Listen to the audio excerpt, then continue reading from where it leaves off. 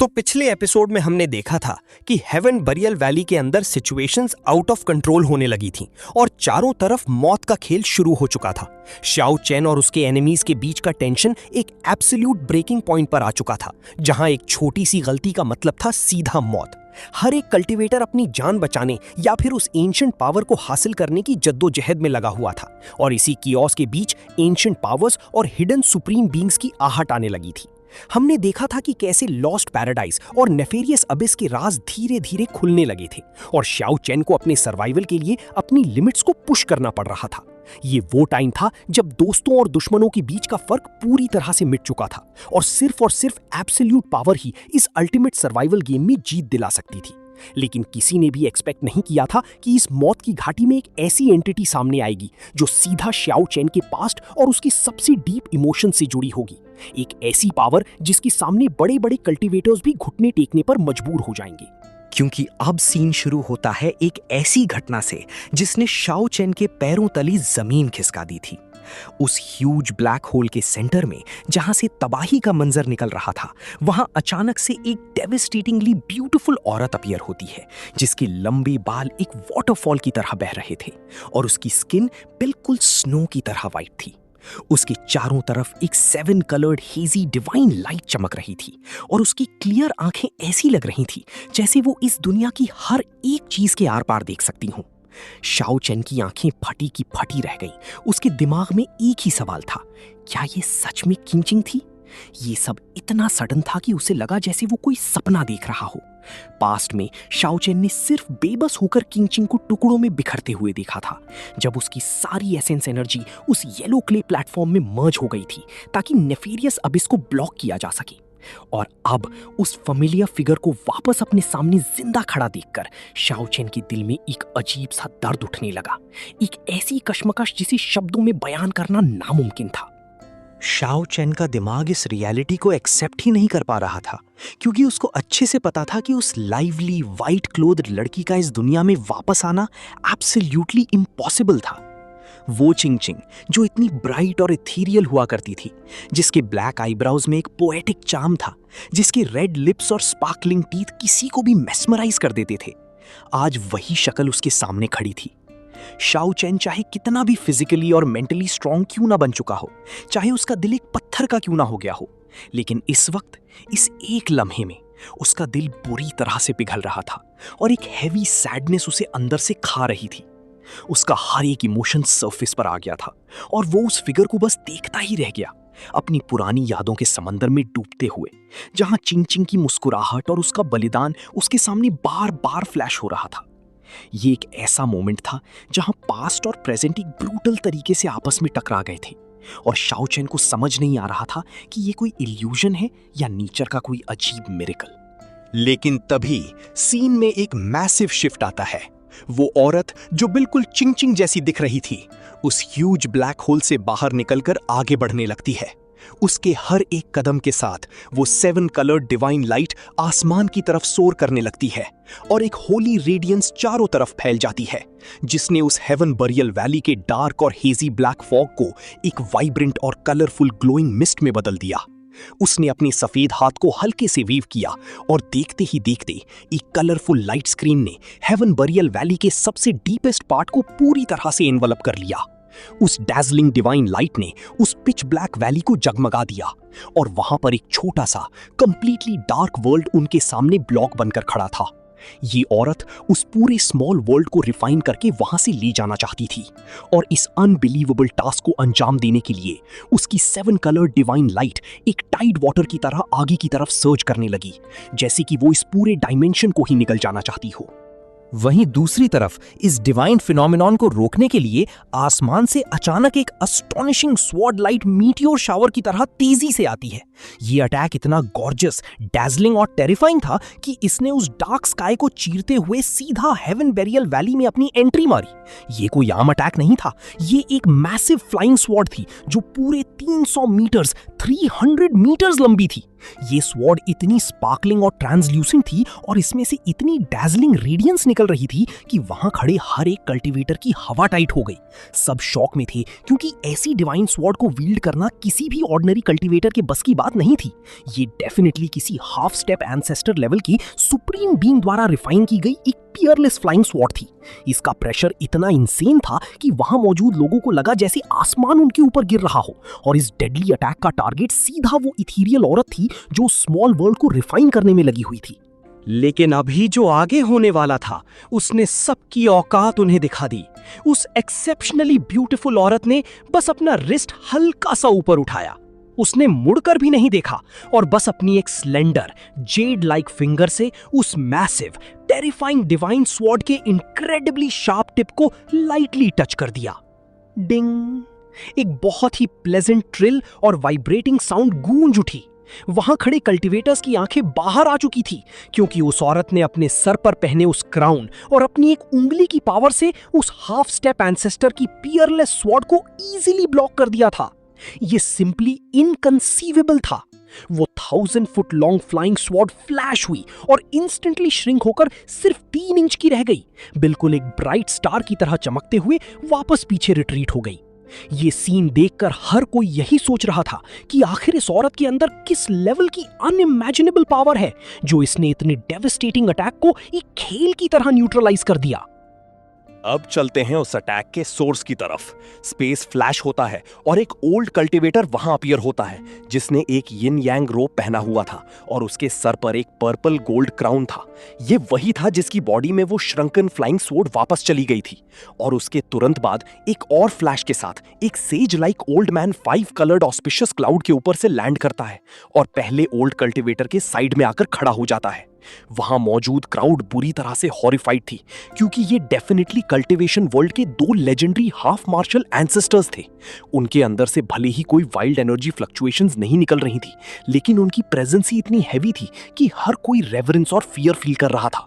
उनमें से एक ओल्ड मैन ने उस किंग जैसी दिखने वाली औरत से पूछा, मुझे उम्मीद नहीं थी कि अबेस अबेस यहां सील होगा। तुम कौन हो और हमारे कल्टीवेशन वर्ल्ड में ट्रेजर लेने क्यों आई हो? पर उस बैड एस औरत ने उन्हें कोई भाव नहीं दिया और एक लफ्ज भी रिस्पॉन्ड नहीं किया। उसने बस ग्रेसफुली टर्न किया और वापस उस ग्लूमी लिटिल वर्ल्ड की तरफ लीजरली चलने लगी, अपनी स्लेंडर फिंगर्स से उस 7 कलर्ड डिवाइन लाइट को वापस एमिट करते हुए उस अबिस प्रिजन को रिफाइन करने की कोशिश करने लगी। उन दोनों हाफ मार्शल एंसेस्टर्स के ईगो पर चोट लगी और हवा को चीरते हुए उन्होंने अपने स्पिरिट ट्रेजर्स से अटैक लॉन्च कर दिया। हजारों चमकती हुई रोशनियां बिल्कुल फॉलिंग स्टार्स की तरह हेवन बेरियल वैली में उस प्योरलेस ब्यूटी पर बरसने लगी। लेकिन तभी क्लिफ की राइट साइड वाले एक ह्यूज केव से एक डीप और टेरिफाइंग रोर सुनाई दी। वहां से एक हाउस साइज का शार्प क्लॉ जो पर्पल स्केल से कवर था बाहर निकला और सीधा उन डैजलिंग मैजिक ट्रेजर्स को ग्रैब करने लगा। एक इंटेंस कलिजन हुआ, रोशनी आसमान को चीरने लगी और वो कलरफुल स्क्रीन बुरी तरह से शैटर होने लगी। उस टक्कर में खून के छींटे उड़े और ब्लैक होल वाला वो ह्यूज क्लॉ स्लाइटली इंजर्ड हो गया। इस इंजरी ने उस क्रीचर को और भी बज़र्क कर दिया। एक insane aura heaven burial valley में सर्ज हुआ और एक मैसिव कई tens of metres tall figure उस ब्लैक होल से रश करता हुआ बाहर आया, जिसने रास्ते के सारे स्पिरिट ट्रेजर्स को झाड़ू की तरह साफ कर दिया और फिर श्रिंक होकर एक नॉर्मल हाइट पर आ गया। ये एक ऐसी डिमोनिक एंटिटी थी जिसे देखकर ही लोगों की रूह कांप जाए। वो बिल्कुल हड्डियों का ढांचा था जिसके ऊपर पर्पल स्केल्स लगे हुए थे, इतना श्रिवल्ड जैसे कोई स्केलेटन जिसके ऊपर स्किन की जगह स्केल्स चिपका दिए गए हों। उसके सर पर एक भी बाल नहीं था और उसके फेस और चीक्स पर फाइन स्केल्स थे जो उसे एक्सेप्शनली टेंशन का लेवल अभी कम नहीं हुआ था कि अचानक एक अजीब सी हंसी गूंजती है। लेजेंडरी एबिस जो लॉस्ट पैराडाइज के बराबर है, वो यहां सील है, मैंने कभी नहीं सोचा था। एक बहुत ही स्किनी श्रिवल्ड ओल्ड यक्षा जिसके सर पर हवा में उड़ते हुए ग्रीन बाल थे, वो वैली में लैंड करता है और उसके ठीक पीछे होराइजन को चीरते हुए एक फायरी रेड लाइट आती है जिसमें से एक ओल्ड असुरा बाहर निकलता है और उस ओल्ड यक्षा के साइड में खड़ा हो जाता है। हर कोई अब बुरी तरह अलार्म्ड था क्योंकि इन चंद सेकंड्स के अंदर एक के बाद एक कई हाफ मार्शल एंसेस्टर्स यहां प्रकट हो चुके थे।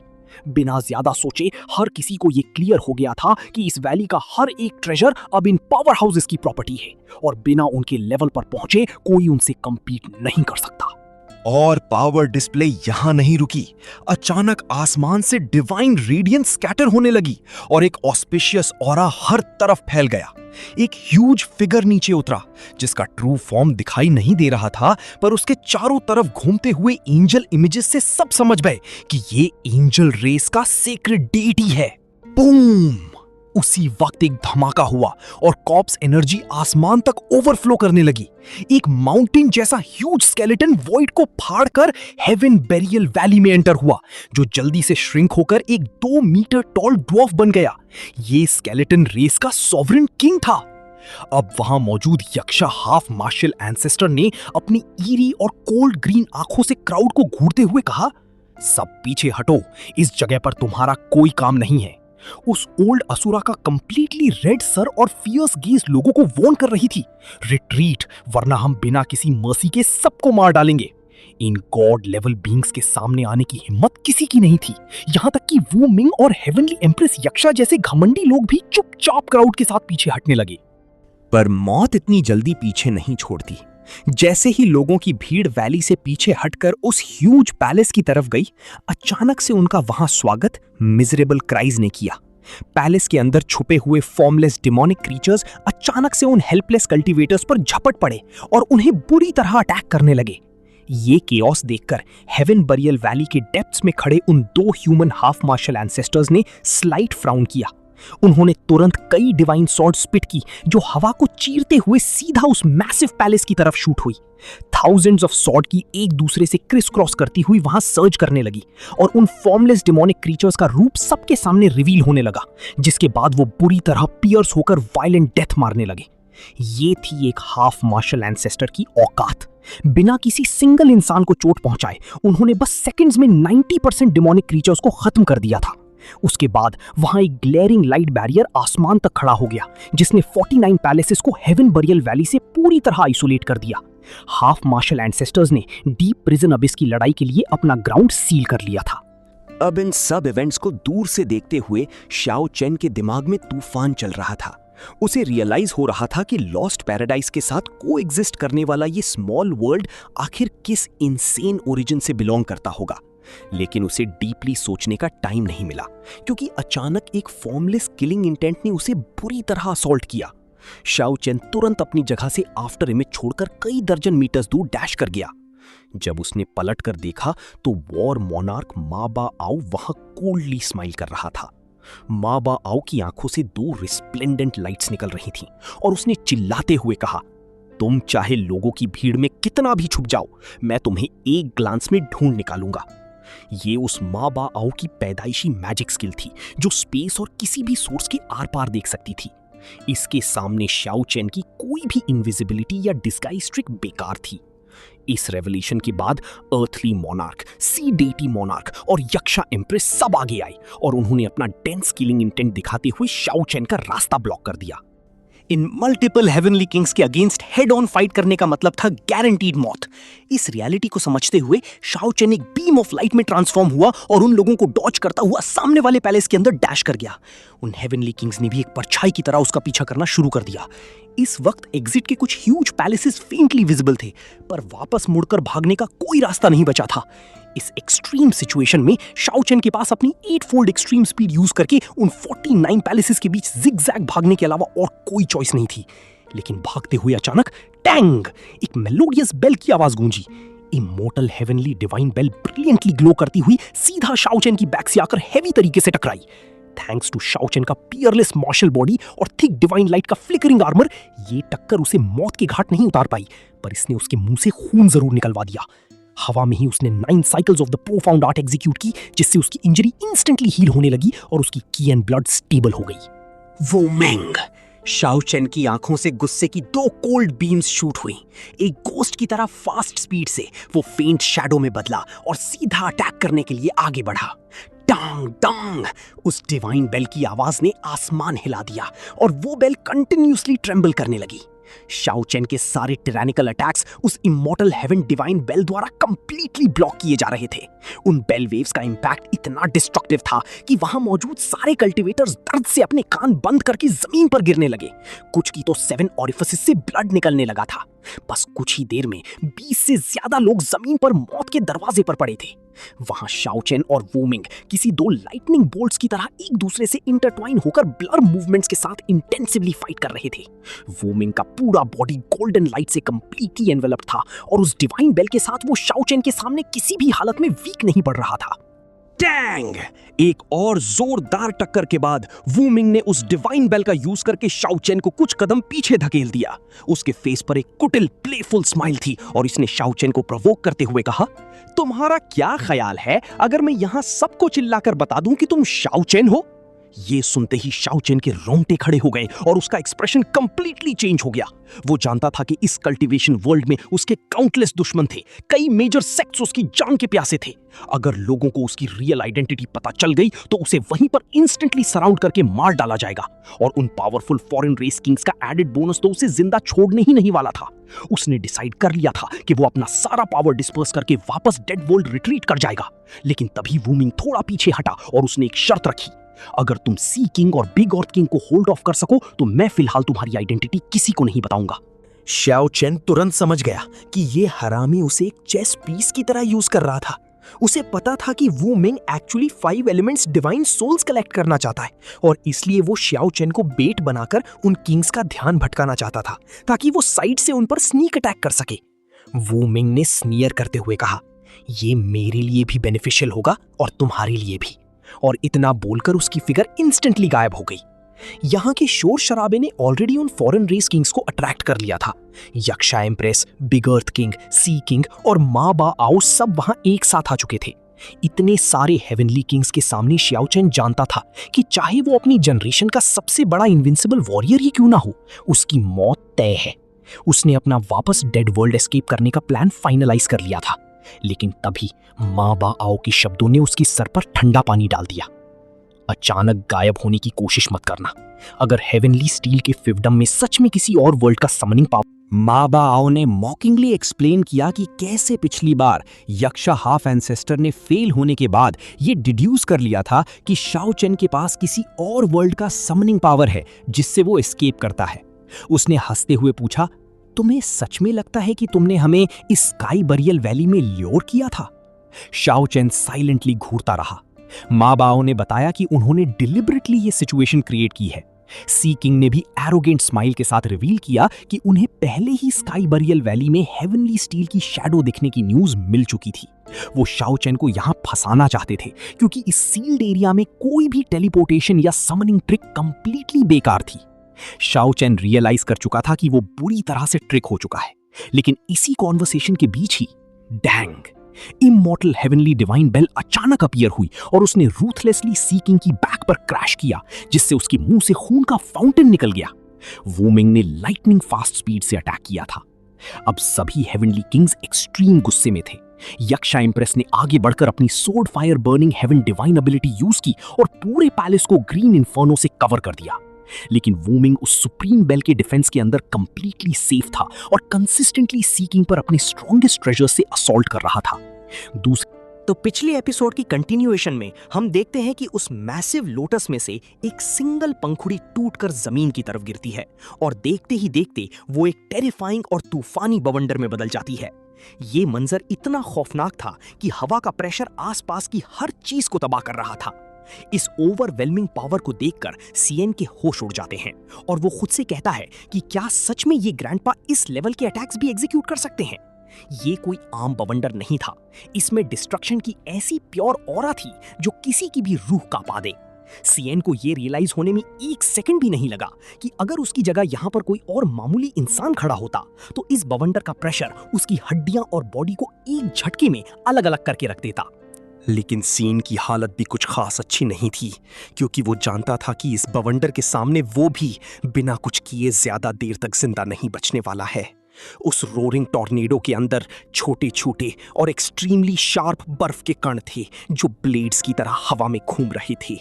ये डेडली आइस पार्टिकल्स तेजी से सीन की बॉडी के अंदर पेनिट्रेट कर रहे थे और उसके इंटरनल ऑर्गन्स को बुरी तरह से डैमेज कर रहे थे।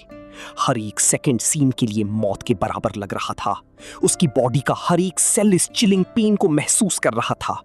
उस बवंडर की ठंडक और शार्पनेस ने उसे कंप्लीटली कॉर्नर कर दिया था और अब उसके पास डिफेंड करने का कोई नॉर्मल रास्ता नहीं बचा था। सिचुएशन इतनी क्रिटिकल हो चुकी थी कि एक सिंगल रॉन्ग मूव और सीन की स्टोरी यहीं पर हमेशा के लिए खत्म हो जाती। जब एक्सटर्नल डिफेंसेस काम नहीं आते, तब इंसान को अपने अंदर की सबसे डार्क और रॉ पावर को बाहर लाना ही पड़ता है। इस एक्सट्रीम पेन और लाइफ थ्रेटनिंग सिचुएशन के बीच सीन इतना कहते कहते अपनी डीप हिडन पावर को जगाता है और अपने केओस पावर को पूरी तरह से रिलीज कर देता है। उसकी ऐसी हरकत देखकर उसके अंदर मौजूद लोटस तुरंत पैनिक में आ जाती है और चिल्लाकर सीन को वार्निंग देती है कि वो ऐसा ना करे। लोटस उसे स्ट्रांगली समझाती है कि वो एक ही टाइम पर अपने दोनों मार्शल सोल्स का एक साथ यूज नहीं कर सकता। ये एक ऐसी फॉरबिडन टेक्निक थी जिसका इंपैक्ट किसी भी कल्टीवेटर के फ्लैश और ब्लड को श्रेड कर सकता था। पर सीन का ऑरा इस वक्त किसी आम कल्टीवेटर जैसा नहीं, बल्कि एक अनस्टॉपेबल गॉड ऑफ डिस्ट्रक्शन जैसा लग रहा था। लोटस को अच्छी तरह से पता था कि इस डबल मार्शल सोल एक्टिवेशन का लोड इतना ज्यादा मैसिव है कि सीन की मॉर्टल बॉडी इस एनर्जी सर्ज को बिल्कुल भी झेल नहीं पाएगी और ब्लास्ट हो जाएगी। पर सीन के चेहरे पर डर की जगह एक फियर्स डिटर्मिनेशन थी और वो फर्मली जवाब देता है कि अब उसके पास और कोई भी रास्ता नहीं बचा है। वो जानता था कि उसके सामने जो एनिमी खड़ा है वो कोई ऑर्डिनरी बीइंग नहीं है, बल्कि एक एब्सोल्यूट पावर हाउस है। सीन अग्रेसिवली कहता है कि बिना अपने केओस मार्शल सोल की फुल पावर को यूज किए उसके पास इस लोटस के ग्रैंडपा से जीतने का 1% चांस भी नहीं है। डू और डाई की इस एक्सट्रीम कंडीशन में सीन अपना सब कुछ दांव पर लगाकर अपने केओस मार्शल सोल के एब्सोल्यूट पीक फॉर्म में ट्रांसफॉर्म हो जाता है, जहां उसकी पावर लिमिट्स को क्रॉस कर चुकी थी। पीक फॉर्म में आने के बाद सीन की सेंसेस इतनी शार्प हो चुकी थी कि वो इस यूनिवर्स की ट्रू डेप्थ को महसूस कर पा रहा था। वो उस एंशिएंट प्रेजेंस को देखकर खुद से कहता है कि ये जो लोटस उसके सामने खड़ी है, ये उसकी प्रीवियस लाइफ से भी कहीं ज्यादा ओल्ड और एंशिएंट है। एक ऐसी एंटिटी जिसने सदियों का टाइम और काउंटलेस ईपॉक्स देखे हैं। पर सीन का विल पावर किसी पत्थर से कम नहीं था। वो अपने मन में डिसाइड कर लेता है कि चाहे सामने मौत ही क्यों ना खड़ी हो, वो बिना फाइट किए तो बिल्कुल भी नहीं हारने वाला है। उसके अंदर का वॉरियर स्पिरिट आग की तरह जल रहा था। वो खुद से प्रॉमिस करता है कि अगर आज उसे मरना ही है तो वो कम से कम इन बीइंग्स को अपने बारे में बताकर और अपनी ट्रू आइडेंटिटी का मार्क छोड़कर ही मरेगा। इस अनब्रेकेबल रिजॉल्व के साथ सीन अपनी बॉडी की एक एक बूंद एनर्जी को चैनल करता है और अपने एब्सोल्यूट फुल पावर से उस मैसिव लोटस के एक पार्ट पर अटैक करके उसमें छेद करना स्टार्ट कर देता है।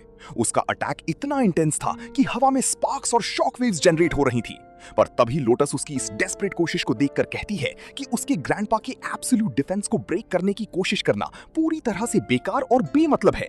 ये डिफेंस इतना इम्पेनेट्रेबल था कि एक सुप्रीम लेवल का कल्टीवेटर भी इस डिफेंस को तोड़ने का ख्वाब नहीं देख सकता था। ये सुनते ही सीन के मन में एक टेरिफाइंग थॉट आता है और वो खुद से पूछता है कि क्या उसकी पावर सच में काफी नहीं है? क्या इसका मतलब ये है कि वो सच में अब मरने वाला है?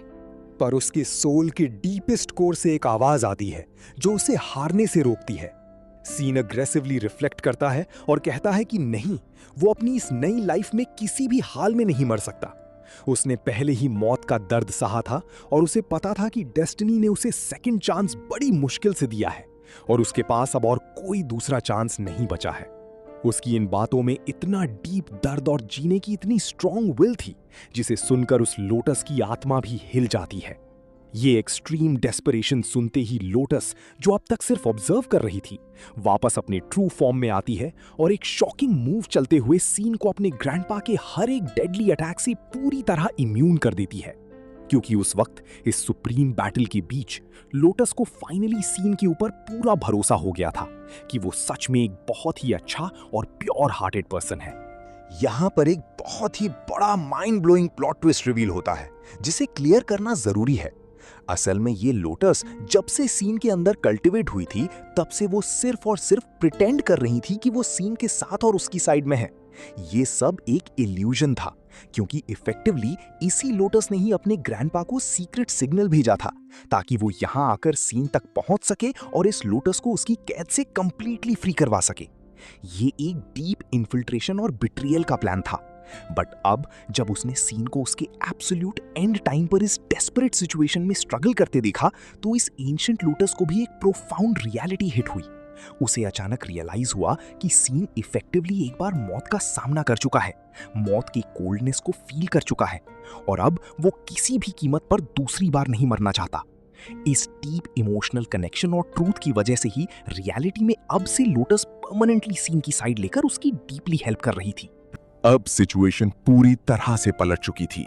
अपने नए एलाय और इम्यून डिफेंस के साथ सीन अपना आखिरी दांव खेलता है। वो अपनी बची खुची सारी पावर्स और लाइफ फोर्स को एक सिंगल पॉइंट पर कंडेंस करता है और एक आखिरी बार इस लोटस के ऊपर एक डेवस्टेटिंग और फाइनल अटैक लॉन्च कर देता है। ये इंपैक्ट इतना कोलोसल था कि उस हिट की शॉकवेव ने उस पूरे डिमेंशन को हिलाकर रख दिया। वहां पर एक ब्लाइंडिंग फ्लैश ऑफ लाइट हुई और चारों तरफ इतना डीप धुआं और डस्ट फैल गया कि कुछ भी क्लियर नहीं दिख रहा था, मानो किसी दो प्लैनेट्स की आपस में टक्कर हो गई हो। ये वो पल था जहां सर्वाइवल और मौत के बीच का डिसीजन होना था। जैसे जैसे वक्त बीता और वहां का सारा माहौल थोड़ा शांत हुआ, धुआं छटने लगा। स्मोक के क्लियर होते ही हम देखते हैं कि सीन अपनी बॉडी की लिमिट पुश करने के बाद बुरी तरह से एग्जॉस्ट होकर बेहोश हालत में जमीन पर नीचे गिर चुका था। उसकी सांसें तेजी से चल रही थीं।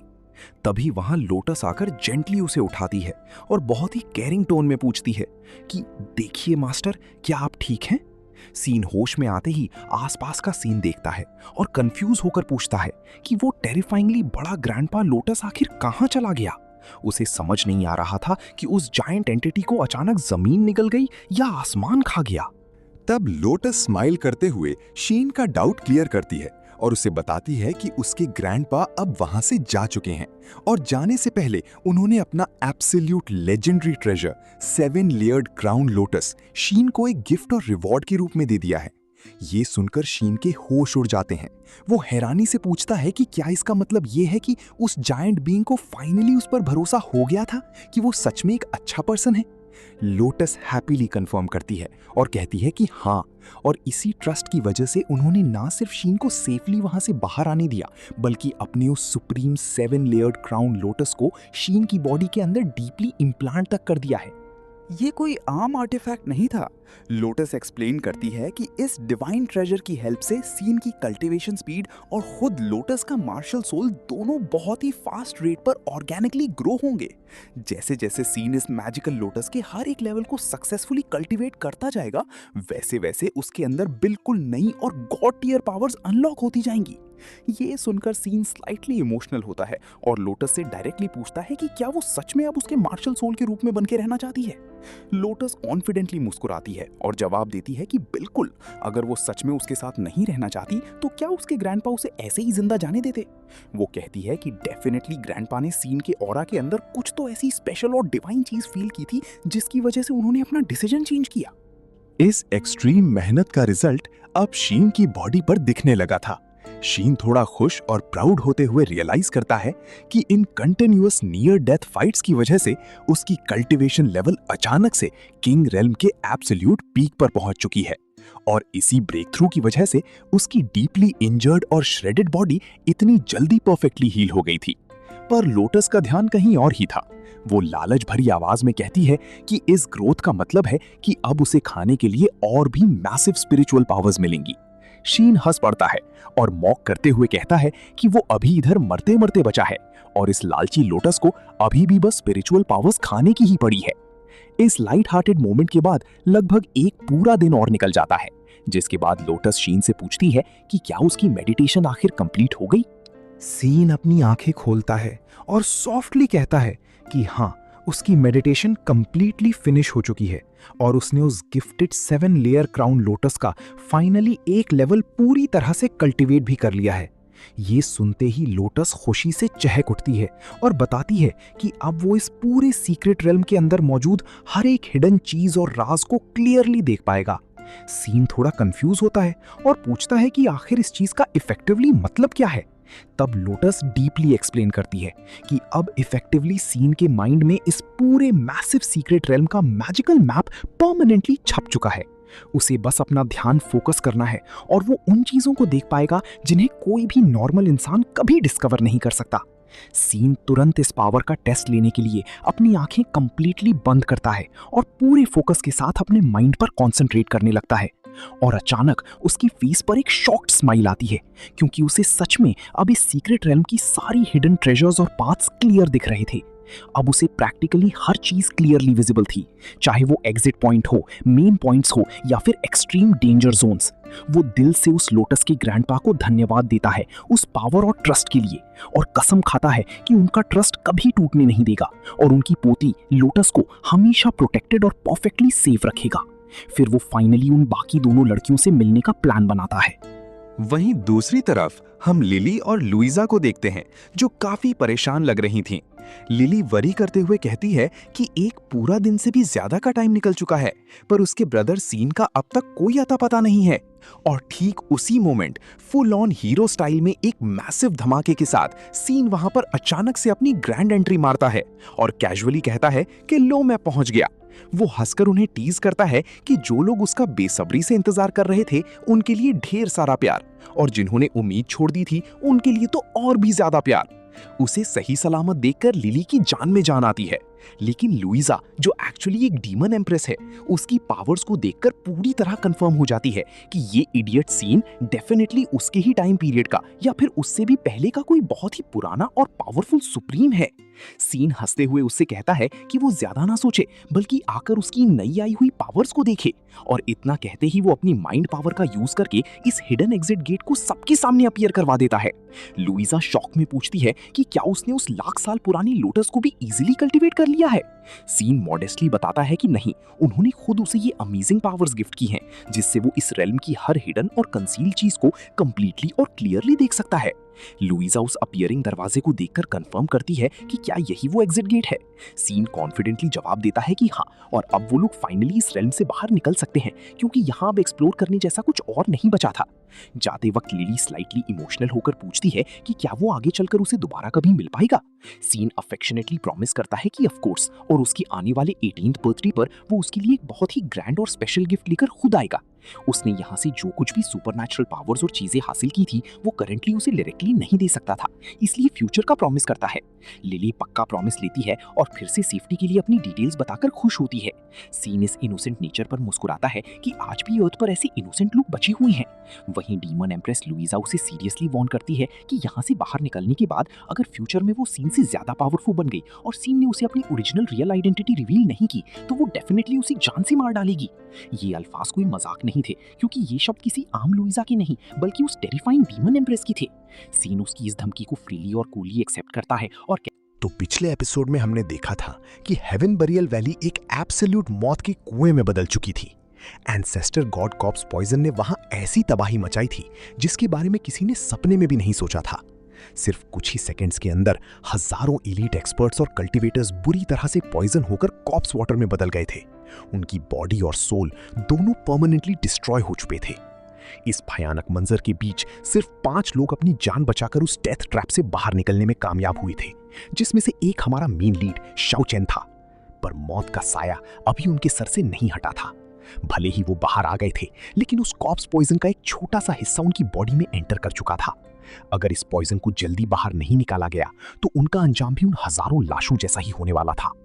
आगे क्या होता है, चलिए देखते हैं इस नए एपिसोड में। सीन की शुरुआत होती है उसी टेरिफाइंग हेवन बरियल वैली के ठीक बाहर से। एंसेस्टर गॉड कॉप्स पॉइजन ने पूरे आसमान को एक डार्क ऑमिनस फॉग से कवर कर दिया था। ये पॉइजन इतना डेडली था कि एक हाफ स्टेप एंसेस्टर लेवल का कल्टीवेटर भी अगर इसके डायरेक्ट कांटेक्ट में आ जाए तो उसका जिंदा बचना नामुमकिन था। जो कल्टीवेटर्स उस वैली के बाहर वेट कर रहे थे, उनकी रूह कांप उठी जब उन्होंने देखा कि अंदर से आने वाली थोड़ी सी टॉक्सिक हवा ने ही बाहर खड़े सैकड़ों लोगों को इंस्टेंटली पिघला दिया। हर तरफ सिर्फ चीखें और मौत का सन्नाटा था।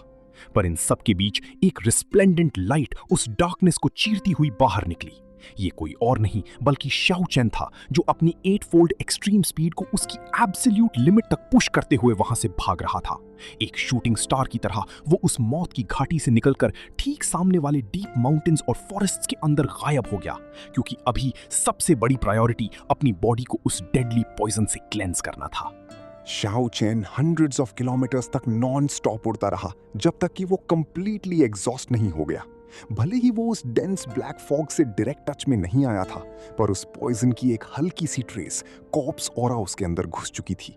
उसकी हालत इतनी खराब थी कि उसका सर बुरी तरह चक्कर खा रहा था और वो किसी भी पल बेहोश होकर गिर सकता था।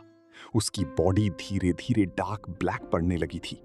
उड़ते हुए उसने एक बहुत ही शांत और सेलेस्टियल माउंटेन स्पॉट किया। आसमान में एक ब्राइट मून चमक रहा था, जिसकी प्योर व्हाइट रोशनी उस फॉरेस्ट पर किसी फेदर की तरह गिर रही थी। वहां एक मैसिव सिल्वर वाटरफॉल था, जो लगभग 300 मीटर्स की हाइट से एक टेरिफाइंग स्पीड और आवाज के साथ नीचे गिर रहा था। शाओ चेन बिना एक सेकंड वेस्ट किए उस ह्यूज वाटरफॉल के ठीक नीचे जाकर क्रॉस लेग्ड पोजीशन में बैठ गया और अपनी बॉडी के अंदर एंशिएंट हेवनली मॉन्यूमेंट टेक्निक को फुल फोर्स में सर्कुलेट करना शुरू कर दिया। जैसे ही शाओ चेन ने उस ठंडे सिल्वर वाटरफॉल के नीचे अपनी आंखें बंद की, उसकी बॉडी से वो डेडली कॉर्प्स ऑरा धीरे धीरे बाहर निकलना स्टार्ट हो गई। वो पॉइजन इतना ज्यादा टॉक्सिक था कि जैसे ही वो ब्लैक ऑरा उस पूरे वाटरफॉल के पानी से टच हुई, वो पूरा का पूरा क्रिस्टल क्लियर पानी इंस्टेंटली पिच ब्लैक कलर में बदल गया। देखते ही देखते उस वाटरफॉल के नीचे जो डीप पूल था और आगे बहने वाली जो पूरी नदी थी, वो सब मौत के काले पानी में ट्रांसफॉर्म हो गई। नदी के अंदर मौजूद सारी मछलियां, प्रॉन्स और बाकी जितने भी एक्वाटिक क्रीचर्स थे, वो इंस्टेंटली मरकर पानी के ऊपर फ्लोट करने लगे। ये नजारा दूर से देखने में इतना खौफनाक लग रहा था, मानो किसी ने पूरे नेचर में ब्लैक इंक और मौत घोल दी हो। एक अल्टीमेट रेल्म के कल्टीवेटर को मारना लगभग नामुमकिन होता है, पर इस वक्त शाओ चेन की लाइफ एक बहुत ही एक्सट्रीम और क्रिटिकल थ्रेड पर लटकी हुई थी। एक छोटी सी गलती और उसकी बॉडी हमेशा के लिए डिस्ट्रॉय हो जाती। पूरे 2 घंटे तक शाओ चेन उस मैसिव वाटरफॉल के हेवी प्रेशर के नीचे बिना हिले बैठा रहा। उसने उस लंबे वाटरफॉल को अपनी बॉडी को कंटिन्यूअसली धोने दिया। उसकी एक्सेप्शनली स्ट्रॉन्ग मार्शल बॉडी और एंशिएंट मॉन्यूमेंट टेक्निक का परफेक्ट कॉम्बिनेशन आखिरकार अपना असर दिखाने लगा। उसकी स्किन पर जो डीप ब्लैक लेयर थी, वो धीरे धीरे फेड होने लगी और उसकी जगह एक sparkling translucent jade like lustre आने लगा। उसकी बॉडी ने अपना ओरिजिनल कलर रिगेन कर लिया। जब आखिरी कॉर्प्स ऑरा उसकी बॉडी से बाहर निकली, तो शाओ चेन की पूरी बॉडी एक डिवाइन ट्रेजर की तरह ग्लो करने लगी। मून लाइट के अंदर उसका फिजिक एक प्रेशियस जेम की तरह लग रहा था। हीलिंग कंप्लीट होते ही शाओ चेन तुरंत खड़ा हुआ। उसकी बॉडी से एक इंटेंस हीट निकली, जिसने उसके गीले कपड़ों को इंस्टेंटली सुखा दिया। अब उसके चेहरे पर एक बहुत ही कोल्ड और कैलकुलेटेड लुक था। उसका दिमाग अब सर्वाइवल से शिफ्ट होकर सीधा हंटिंग मोड पर आ चुका था। शियाओ चेन को अच्छे से पता था कि इस डेथ ट्रैप से सिर्फ वो अकेला बाहर नहीं आया है। वूमिंग, यक्षा एम्प्रेस, मा बाओ और अर्थली किंग भी वहां से एस्केप कर चुके थे। उन्होंने भले ही किसी सीक्रेट टेक्निक का यूज करके एंसेस्टर गॉड के मेन कॉर्प्स पॉइजन को डॉज कर लिया हो, पर वो लोग भी पक्का उस कॉर्प्स ऑरा से इन्फेक्टेड थे। पर उन सब में से शियाओ चेन का एक्सेप्शनल मार्शल बॉडी रिकवरी के मामले में सबसे ज्यादा सुपीरियर था। इसका मतलब साफ था, शियाओ चेन ऑलरेडी पॉइजन से मुक्त हो चुका था, जबकि बाकी चारों अभी भी उस डेडली पॉइजन से लड़ रहे होंगे। ये एक once in a lifetime golden opportunity थी। अगर वो उन्हें अभी ढूंढ लेता है, तो वो उन पावरफुल हेवनली किंग्स को एक एक करके इजीली मौत के घाट उतार सकता था। शियाओ चेन ने गोस्ट की तरह अपनी मूवमेंट स्टार्ट की, अपने 8 फेजेस टेक्निक को उसकी एब्सोल्यूट लिमिट्स तक पुश करते हुए उन माउंटेन्स के अंदर उनकी ऑरास को ट्रैक करना शुरू कर दिया। अपने रेजर शार्प स्पिरिचुअल सेंस का यूज करते हुए शाओ चेन को थोड़ी ही देर में उन चारों की फेंट कॉर्प्स ऑरा महसूस होने लगी। उसे थोड़ी हैरानी हुई जब उसने नोटिस किया कि वो चारों एक दूसरे से ज्यादा दूर नहीं थे। सभी लगभग आपस में कुछ दर्जन किलोमीटर्स के रेडियस में ही छुपे हुए थे। ये एक्चुअली लॉजिकल भी था, क्योंकि पॉइजन की वजह से उनमें से कोई भी ज्यादा दूर तक फ्लाई नहीं कर पाया था। अब शाओ चेन के पास फर्स्ट मूवर एडवांटेज था और उसके दिमाग में एक क्लियर क्वेश्चन था, सबसे पहले किसकी जान ली जाए। कुछ सेकंड सोचने के बाद उसने अपना टारगेट लॉक कर लिया। वो था वू मिंग। वू मिंग नेचर से बहुत ही ज्यादा सिनिस्टर, कनिंग और स्कीमिंग था, और उसके पास इमॉर्टल हेवनली डिवाइन बेल और हेवनली लाइटनिंग हैमर जैसे गॉड टियर वेपन्स थे जो उसके ऑफेंस और डिफेंस देने को अनमैच्ड बनाते थे। अगर किसी को सबसे पहले एलिमिनेट करना था तो वो डेफिनेटली यही खतरनाक इंसान था। शाओ चेन एक लाइटनिंग फ्लैश में ट्रांसफॉर्म हुआ और कुछ ही मिनटों में एक विदर्ड वैली में जा पहुंचा। वहां का नजारा बता रहा था कि पॉइजन ने अपना असर दिखाया है। सारे फूल और पेड़ सूख चुके थे और वैली का हॉट स्प्रिंग उबलकर पिच ब्लैक हो चुका था। बिना एक लफ्ज बोले शाओ चेन ने सीधा हवा से ड्रैगन काउंटर स्टेप्स यूज करते हुए मेडिटेटिंग वू मिंग के ऊपर एक डेवास्टेटिंग स्टॉम्प अटैक लॉन्च कर दिया। वू मिंग की आंखें अचानक खुली, उसके अंदर से 2 रिस्प्लेंडेंट गोल्डन बीम्स निकली और उसके सर के ऊपर उसकी immortal heavenly divine bell instantly appear हो गई। डैंग! एक ऐसी मेलोडियस पर डिस्ट्रक्टिव आवाज गूंजी जिसने आसपास के माउंटेन्स को बुरी तरह से हिला दिया। उस डिवाइन बेल ने शाओ चेन के हेवी अटैक को कंप्लीटली ब्लॉक कर लिया। वू मिंग जिंदा तो बच गया, पर उसके चेहरे पर एक एक्सट्रीम हॉरर का एक्सप्रेशन था। उसने कभी सपने में भी नहीं सोचा था कि शाओ चेन इतनी जल्दी पॉइजन को क्लेंस करके सीधा उसे मारने यहां तक आ जाएगा। वू मिंग जानता था कि इस वक्त उसके बॉडी के अंदर अभी भी कॉर्प्स ऑरा मौजूद है। अगर उसने इस हाफ हील्ड स्टेट में शाओ चेन जैसे मॉन्स्टर से फुल ऑन फाइट की तो उसकी मौत डेफिनेटली तय थी। वू मिंग फिजिकली बहुत स्ट्रॉन्ग था। उसका weapon melting body tempering technique Xiao Chen के एक्सेप्शनल मार्शल बॉडी के सिमिलर ही था, पर रिकवरी स्पीड में वो शाओ चेन से मात खा चुका था। अपनी जान बचाने के लिए वू मिंग ने बहुत ही डिसाइसिव एक्शन लिया। उसने उस डिवाइन बेल को अपने सर पर रखा और बिना किसी हेजिटेशन के आसमान में उड़कर तेजी से नॉर्थ वेस्ट डायरेक्शन में भागना शुरू कर दिया। पर वो रैंडमली भाग नहीं रहा था। उसका दिमाग इस डेस्परेट सिचुएशन में भी एक ईवल प्लान बना चुका था। उसे पता था कि नॉर्थ वेस्ट में लगभग 10 किलोमीटर दूर अर्थली मोनार्क अपने पॉइजन को हील कर रहा है। वू मिंग एक्चुअली उस फॉरेन रेस किंग को इस मौत के खेल में घसीटना चाहता था ताकि उसकी जान बच सके। दोनों एक्सपर्ट्स रात के आसमान में 2 मीटियोर्स की तरह तेजी से उड़ते हुए कुछ ही सेकंड्स में एक मैसिव पहाड़ों से घिरे हुए झील के ऊपर पहुंच गए। झील के बीचों बीच बैठे अर्दली मोनार्क की आंखें अचानक खुली जब उसने इन दोनों एक्सपर्ट्स को वहां आते हुए देखा। वू मिंग ने चिल्लाकर अर्दली मोनार्क से कहा, अगर तुम सीडीटी किंग की तरह मरना नहीं चाहते तो मेरी मदद करो।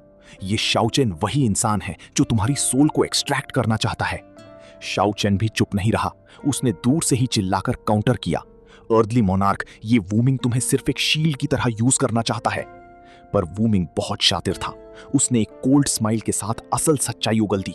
उसने कहा, मैं सिर्फ एक फैक्ट बताऊंगा, Xiao Chen completely poison free हो चुका है, जबकि हम दोनों अभी भी इंजर्ड हैं और अपनी लाइफ के लिए स्ट्रगल कर रहे हैं। अब तुम्हें खुद डिसाइड करना है कि इस सिचुएशन में किसका साथ देना है। वू मिंग की इस मैनिपुलेटिव बात ने एग्जैक्टली वही किया जो वो चाहता था। उसने अर्थली मोनार्क को रियलिटी चेक दे दिया था कि शाओ चेन इस वक्त इन तीनों में सबसे बड़ा और इमीडिएट थ्रेट है। शाओ चेन ने अर्थली मोनार्क को वॉर्न करने की बहुत कोशिश की। उसने चिल्लाया कि तुम्हारा मुझसे कोई बड़ा थ्रेट नहीं है और मत भूलो कि यक्षा एम्प्रेस और माबाओ भी यहीं कहीं आसपास हैं। पर उस इरिटेबल और शॉर्ट टेम्पर्ड अर्थली मोनार्क का दिमाग इन सब पॉलिटिक्स को समझने के लिए नहीं बना था। उसकी आंखें गुस्से से लाल हो गई और बिना सोचे समझे उसने एक कंप्लीटली इनडिस्क्रिमिनेट अटैक लॉन्च कर दिया। एक मैसिव अर्दन येलो रेडियंस जमीन से फटकर निकली और हवा में उड़ते हुए वू मिंग और शाओ चेन दोनों को एक साथ स्वीप करने लगी। उस अटैक का इंपैक्ट इतना ब्रूटल था कि पूरे माउंटेन रेंज में अर्थक्वेक आ गया। अर्थली मोनार्क चाहता था कि ये दोनों उसके मेडिटेशन एरिया से दफा हो जाएं, पर उसकी इस गलती का नतीजा बहुत भयानक होने वाला था। अर्थली मोनार्क के उस ब्लाइंड अटैक ने शाओ चेन और वू मिंग दोनों को एक मोमेंट के लिए फोर्स किया कि वो अपना फोकस शिफ्ट करें।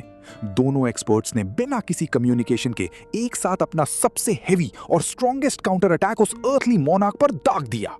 2 सुप्रीम लेवल के हिट्स एक साथ पड़ने से अर्थली मोनार्क की पसलियां क्रैक हो गईं, उसके मुंह से खून का फाउंटेन निकल गया और वो बुरी तरह से पीछे की तरफ उड़ता हुआ झील में जा गिरा। इस केओटिक एक्सचेंज का फायदा उठाकर वू मिंग वापस से आसमान में शूट हुआ और एक नई डायरेक्शन में भाग निकला। वो समझ गया था कि ये अर्थली मोनार्क शाओ चेन को रोक नहीं पाएगा।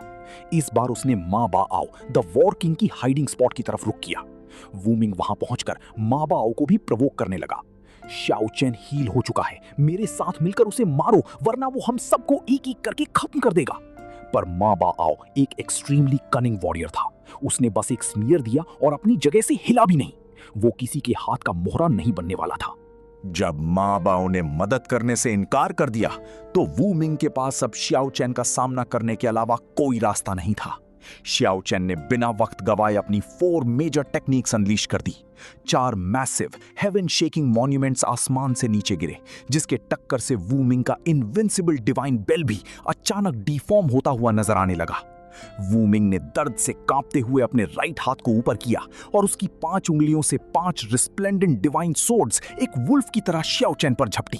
पर शियाओ चैन ने इंस्टेंटली अपना 8 फोल्ड ओरिजिन वर्ल्ड ओपन कर दिया। उस मिस्टीरियस वर्ल्ड गेट से निकली ऐसी अल्टीमेट पावर ने उन 5 डिवाइन सोर्ड्स को एक झटके में शाटर कर दिया और वो टेरिफाइंग फोर्स सीधा वू मिंग के राइट बॉडी पार्ट पर जाकर क्रैश हुई। वू मिंग ने अपने राइट बॉडी में जितने भी मैजिकल ट्रेजर्स फ्यूज कर रखे थे, जैसे कि exquisite pagoda, glaze divine lamp, bronze seal और डिवाइन शील्ड, वो सब के सब एक कांच की तरह कचा कचा आवाज करते हुए टुकड़ों में टूट गए। उसके स्ट्रॉन्गेस्ट ट्रेजर्स कंप्लीटली डिस्ट्रॉय हो चुके थे। अपने सबसे प्रेशियस लाइफ बाउंड ट्रेजर्स को टूटता देख वू मिंग आसमान की तरफ देखकर एक दर्दनाक चीख मार उठा। उसकी आधी बॉडी कंप्लीटली ब्लड में नहाई हुई थी। उसे रियलाइज हो गया था कि अगर वो 1 सेकंड और रुका तो उसकी जान पक्का चली जाएगी। उसने अपना आखिरी ट्रम्प कार्ड निकालने का डिसाइड किया, थंडर लाइट एस्केप। उसने चिल्लाते हुए अपनी लाइफ एसेंस को बर्न किया। उसका purple gold heavenly thunder hammer उसके ब्लड से डाई होकर एक बीविचिंग रेड रेडियंस एमिट करने लगा, जिसने पूरे नाइट स्काई को खूनी रंग में बदल दिया। वो वहां से इंस्टेंटली टेलीपोर्ट होकर कई मीलों दूर अपीयर हुआ। पर शाओ चेन भी कोई आम कल्टीवेटर नहीं था। अपनी ऑक्टैडिक एक्सट्रीम स्पीड को उसकी एब्सोल्यूट लिमिट पर पुश करते हुए शाओ चेन उसकी टेलीपोर्टेशन स्पीड के बराबर ट्रैवल करता हुआ ठीक उसके पीछे पहुंच गया। जैसे ही वूमिंग स्पेस से बाहर आया, शाओ चेन के एक जायंट हाथ ने आसमान को कवर करते हुए सीधा उस golden immortal heavenly divine bell को जोर से पकड़ लिया। दोनों के बीच अब एक इंटेंस टग ऑफ वॉर शुरू हो चुका था। जब शाओ चेन और वू मिंग दोनों अपनी पूरी जान लगाकर उस बेल के लिए लड़ रहे थे, तभी एक अनफोर्सीन और माइंड ब्लोइंग इवेंट हुआ। स्विश!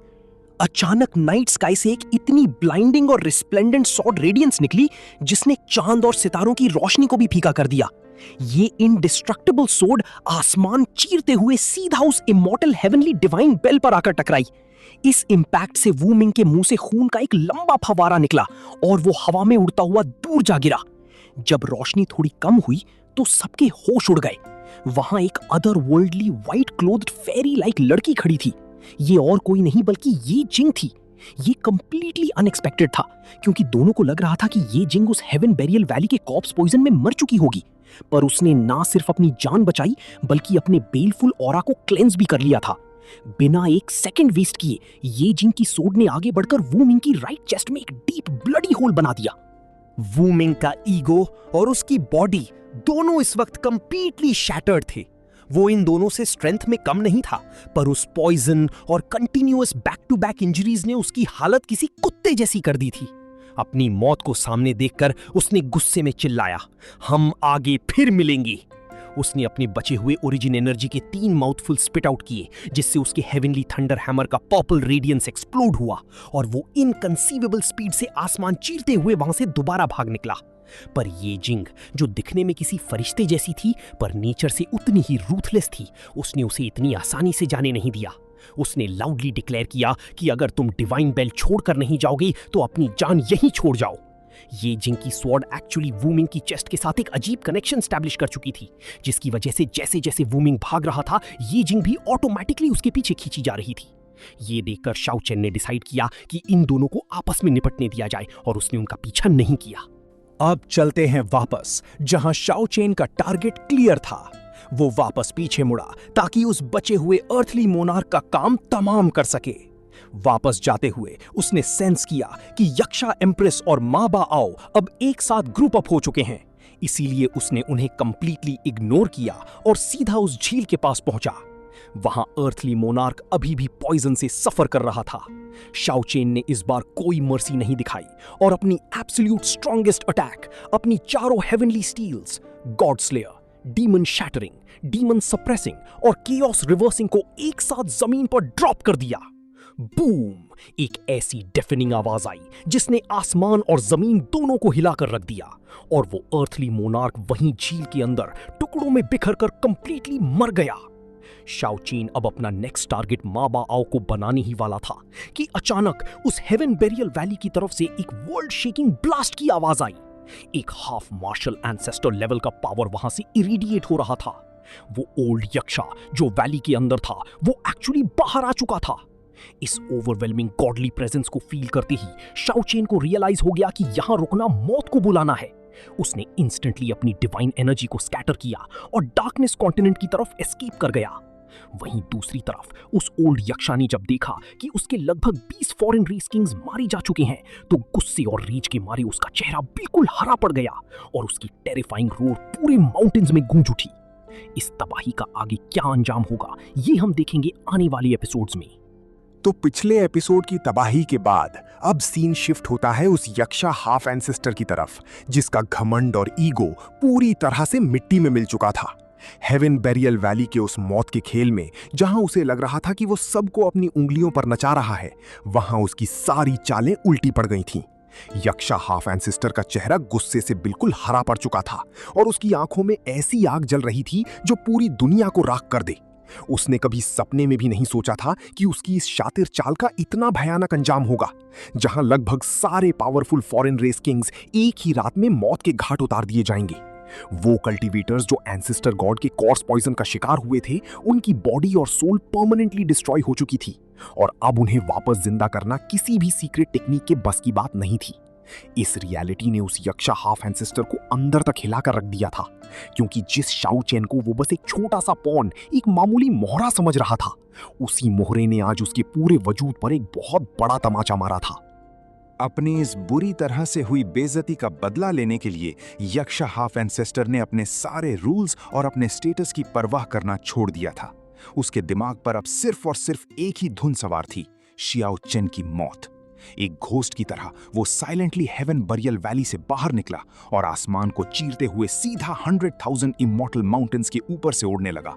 उसका टेरिफाइंग डिवाइन सेंस एक डार्क नेट की तरह पूरे माउंटेन रेंज और वैली को कवर कर चुका था।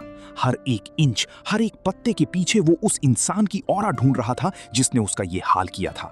पर किस्मत को कुछ और ही मंजूर था। शाओचेन की स्पीड और उसकी एस्केप टैक्टिक्स इतनी फ्लॉलेस थी कि उस हाफ एंसेस्टर को वहां एक छोटी सी आहट भी नहीं मिली। घंटों तक उस पूरे इलाके का चप्पा चप्पा छान मारने के बाद भी उस यक्षा के हाथ सिर्फ निराशा और एक एंडलेस गुस्सा ही लगा। वो वहां से बिना किसी नतीजे के लौटने पर मजबूर हो गया। वहीं दूसरी तरफ जब यक्षा हाफ एंसेस्टर वापस उस हेवन बेरियल वैली की सील्ड एरिया में एंटर करता है तो उसकी कोशिश थी कि कम से कम वो उस डीप प्रिजन अबिस को तो हासिल कर ले, लेकिन आज का दिन शायद उसके लिए सिर्फ और सिर्फ ह्यूमिलिएशन से भरा हुआ था। जैसे ही उसने उस अबिस के अंदर रश किया, वहां अंदर मौजूद सुप्रीम एक्सपर्ट्स ने उस पे एक ऐसी ब्रूटल स्ट्राइक की जिसने उसे बुरी तरह पीछे ढकेल दिया। उसके मुंह के कॉर्नर से खून की एक धारी निकल आई जो उसकी फिजिकल चोट से ज्यादा उसके ईगो पर एक डीप वूंड था। उसी वक्त उस रेड हेड ओल्ड असुरा की एक गुस्से से भरी रोर भी आसमान में गुंजी, क्योंकि उन्हें भी उन मिस्टीरियस एक्सपर्ट्स द्वारा बाहर फेंक दिया गया था। ये देखकर वहां मौजूद कल्टीवेशन वर्ल्ड के दोनों ह्यूमन हाफ एंसेस्टर्स भी चुपचाप बिना कुछ बोले वहां से डिजेक्टेडली रिट्रीट कर गए। और इस हार से यक्षा इतना डिप्रेस्ड और गुस्से में था कि उसने आसमान की तरफ देखकर एक ऐसी दर्दनाक और लंबी चीख मारी जिसने आसपास के हजारों पहाड़ों को बुरी तरह हिलाकर रख दिया। अब चलते हैं इस पूरी तबाही के ग्लोबल इंपैक्ट की तरफ। जब ये रात गुजर गई और सुबह की पहली किरण आई तो शाओचेन के इस मैसेकर की न्यूज आग की तरह पूरे 9 प्रोविंसेस और कल्टीवेशन वर्ल्ड में फैल गई। हर एक सेक्ट, हर एक सिटी और हर एक कल्टीवेटर के मुंह पर सिर्फ एक ही सवाल था, क्या सच में वो शाओचेन जो 20 साल पहले घोस्ट टाउन में गायब हो गया था वो वापस आ चुका है? ये न्यूज इतनी शॉकिंग थी कि लोगों के पैरों तले जमीन खिसक गई, क्योंकि शाओचेन ने सिर्फ अपनी वापसी का ऐलान नहीं किया था, बल्कि उसने एक ऐसी सरप्राइज दी थी जिसने बड़े बड़े पावर हाउसेस के होश उड़ा दिए थे। एक अकेले इंसान ने सिर्फ एक रात के अंदर 1000 से ज्यादा इलीट एनिमीज को राख में मिला दिया था, जिसमें दर्जनों पैरागॉन रेल्म के सुप्रीम एक्सपर्ट्स शामिल थे। ये कोई आम घटना नहीं थी, ये एक वर्ल्ड शॉकिंग इवेंट था जिसने पूरे कल्टीवेशन वर्ल्ड को झंझोर कर रख दिया था। और अब किसी भी हाफ एंसेस्टर का एक्सप्रेशन इस खबर को सुनने के बाद बिल्कुल भी नॉर्मल नहीं रह गया था। इन सब केओस और दुनिया भर में हो रहे शोर शराबे से मीलों दूर हमारा मेन फोकस वापस शिफ्ट होता है उस मिस्टीरियस और deathly silent world of death की तरफ। बाहर चाहे कितना भी खून बह रहा हो, पर इस एंशिएंट डायमेंशन में सब कुछ बिल्कुल शांत और अनडिस्टर्ब था। वो डार्क फॉग, वो massive city of the dead और वो एंशिएंट कासल, सब कुछ अपने यूजुअल ईरी साइलेंस में डूबा हुआ था। शाओ चेन अपनी इस माइंड बेंडिंग एस्केप के बाद फाइनली यहां सेफली वापस लौट आया था। वापस आते ही उसने सबसे पहले स्लॉटर वुल्फ और ओल्ड येले से मिलकर यहाँ की रीसेंट सिचुएशंस का एक क्विक अपडेट लिया और फिर एक ठंडी सांस लेते हुए डिवाइन विलेज की तरफ आगे बढ़ गया। शाओ चेन ने अपने मन में एक बहुत ही सॉलिड डिसीजन ले लिया था कि अब उसे किसी भी हालात में 9 प्रोविंसेस की तरफ रुख नहीं करना है। उसे पता था कि उसने कितना बड़ा कांड किया है और अगर वो अभी बाहर गया तो सिर्फ वो ओल्ड यक्षा ही नहीं बल्कि काउंटलेस पावर हाउसेस उसे जिंदा चबा जाने के लिए रेडी बैठे होंगे। जैसे ही शाओ चैन उस डिवाइन विलेज में एंटर करता है, उसका स्वागत वहां के गॉड रेस एल्डर ली मू के तानों और मुस्कुराहट के साथ होता है। एल्डर ली मू उसे देखते ही कहते हैं, तुम सच में बहुत अजीम हो, तुमने तो वहां मेला ही लगा दिया। शाओ चैन थोड़ा झेंपते हुए और एक ड्राई कॉफ देते हुए खुद को डिफेंड करता है कि मेरा इसमें कोई बड़ा फॉल्ट नहीं था, मैं कोई सेडिस्ट नहीं हूं जिसे लोगों को मारने में मजा आता हो। उन्होंने मुझे मजबूर किया था, मैं तो नेचर से बहुत काइंड पर्सन हूं। उनकी इस फनी कॉन्वर्सेशन के बीच एक क्यूट सा मोमेंट आता है जब लिटिल तियानिया एक बड़ा सा लाल सेब खाते हुए वहां आता है और अपने भोलेपन में कहता है कि ब्रदर शाओ चैन, बाहर एक बड़ा सा ओल्ड याक्षा आपको पूरी दुनिया में ढूंढ रहा है और उसके डर से बाकी कल्टीवेटर्स ने अपने पहाड़ छोड़ने बंद कर दिए हैं। ये सुनकर शाओ चैन बिल्कुल स्पीचलेस हो जाता है क्योंकि उसे समझ आ गया था कि वो याक्षा अब कंप्लीटली पागल हो चुका है और उसके खून का प्यासा है।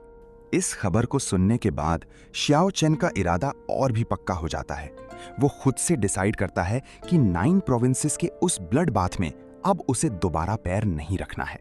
वैसे भी अब वहां पर बियॉन्ड हेवेंस की मिस्टीरियस एंटिटीज अपीयर हो चुकी थी, तो 100 रेसेस के कल्टीवेटर्स अब आम इंसानों का मैसेकर उतनी आसानी से नहीं कर पाएंगे। और जहां तक उस नई ट्रायल वॉर का सवाल था जिसके एंड में किसी एक को हाफ स्टेप एंसेस्टर बनने का रिवॉर्ड मिलने वाला था, शाओ चेन ने उसे कंप्लीटली इग्नोर कर दिया। उसका एक्सपीरियंस कहता था कि आसमान से अचानक से गिरे हुए स्पाई में जरूर कोई भयानक ट्रैप छिपा होगा।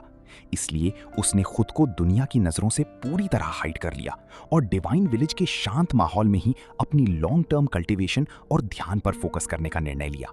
एक ऐसी जगह जहां ना कोई पॉलिटिक्स थी और ना ही किसी दुश्मन का डायरेक्ट खतरा। वक्त किसी के लिए नहीं रुकता और देखते ही देखते पूरे 3 साल गुजर गए। इन 3 सालों में 9 प्रोविंसेस और चारों दिशाओं में लगातार एपिक बैटल्स और एक डेडली ट्रायल वॉर चल रही थी जहां नए हीरोज और लेजेंड्स पैदा हो रहे थे। पर इन सब से अनजान शाओ चेन डिवाइन विलेज के अंदर एक पत्थर की मूर्ति की तरह मोशनलेस बैठा रहा, लगातार अपने ध्यान में खोया हुआ। लेकिन जब उसने अपनी आंखें खोली तो उसके चेहरे पर खुशी से ज्यादा एक डीप टेंशन थी।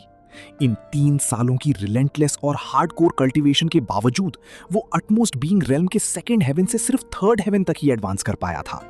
उसकी कल्टीवेशन स्पीड लिटरली एक रुकी हुई नदी जैसी हो गई थी। हिस्ट्री इस बात की गवाह थी कि बड़े बड़े जीनियसेस जिन्होंने 17-18 साल की एज में इमॉर्टैलिटी टच कर ली थी, वो इस अटमोस्ट बीइंग रेल्म यानी पैरागॉन रेल्म में आकर हजारों सालों के लिए स्टक हो जाते थे।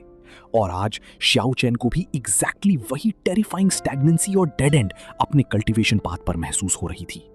जब प्योर रॉ कल्टीवेशन से पावर इंक्रीज होना बंद हो गया तो शाओ चेन का ब्रिलियंट दिमाग ऑल्टरनेटिव्स ढूंढने लगा।